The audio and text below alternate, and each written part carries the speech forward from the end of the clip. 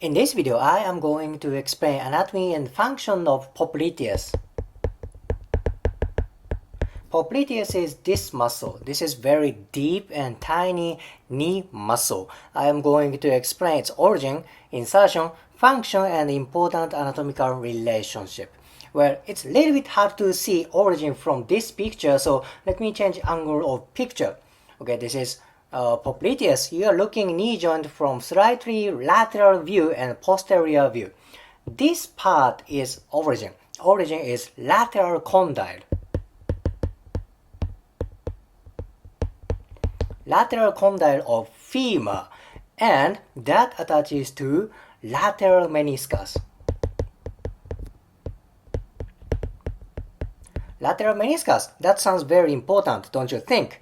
If meniscus gets tight, that may aggravate biomechanics of lateral meniscus. What is function of meniscus? That is shock absorbing system for knee joint, right? So if lateral meniscus is aggravated, that may trigger knee pain, knee dysfunction, don't you think?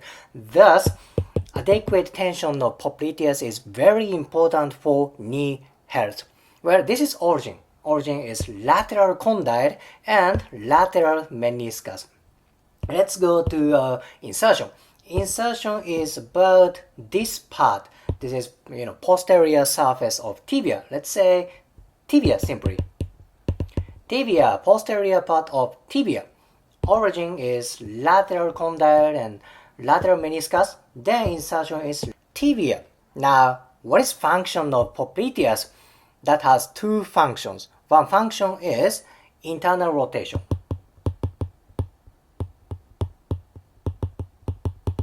Internal rotation of knee. Internal rotation is this way. When popliteus pulls knee this way, now internal rotation happens. Here's the thing. Knee rotation happens when knee is on flexion position. When knee is completely stretched out, rotation doesn't happen. Once again, knee rotation happens when knee is in flexion position. Popliteus does knee internal rotation in knee flexion position. Okay, simple, right? One more function, that is knee flexion. Knee internal rotation and flexion. However, since this muscle is very tiny, very thin, that doesn't move knee joint a lot. Rather, this muscle is more important for knee stability. Think about its origin. Part of origin is lateral meniscus, important for knee biomechanics. Then I'm gonna explain myofascial connection with other muscles and other tissues. Well, what is this muscle? This is semimembranosus. Semimembranosus. Okay, this is part of hamstrings. Then one part of insertion of semimembranosus is fascia of popliteus. You can find this on anatomy book. Again, part of insertion of semimembranosus is fascia of popliteus. So you can say there is myofascial connection between these two muscles. What if semimembranosus gets tight? This tightness may affect for popliteus. If popliteus gets tight, this tightness may affect for semimembranosus. Very important muscles. Semimembranosus is important for medial and posterior part. Popliteus is important for lateral and posterior part of knee joint. I see this relationship is very, very important. Now, let me talk about relationship with connective tissues. Once again, this is posterior and lateral view. This is popliteus. You see this connective tissue? Popliteus goes, deep to this connective tissue. This is arcuate popliteal ligament.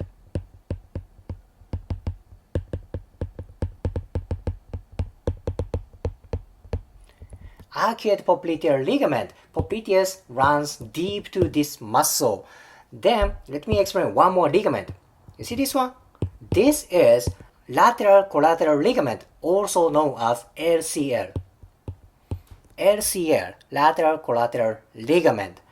Popliteus and LCL has close relationship. You see that? It's very, very close each other.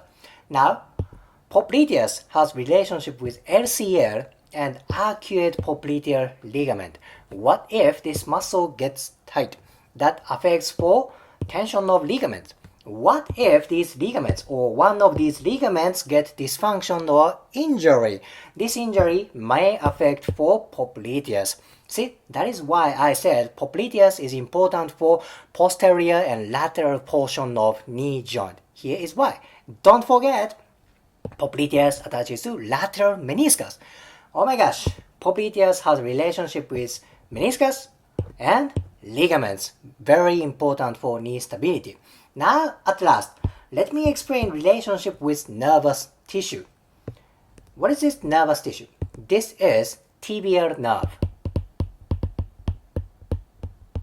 Tibial nerve. You see, tibial nerve runs just behind the popliteus. So if popliteus gets tight, maybe that tightness may affect for tibial nerve. And you have to be very careful when you do manual therapy for popliteus.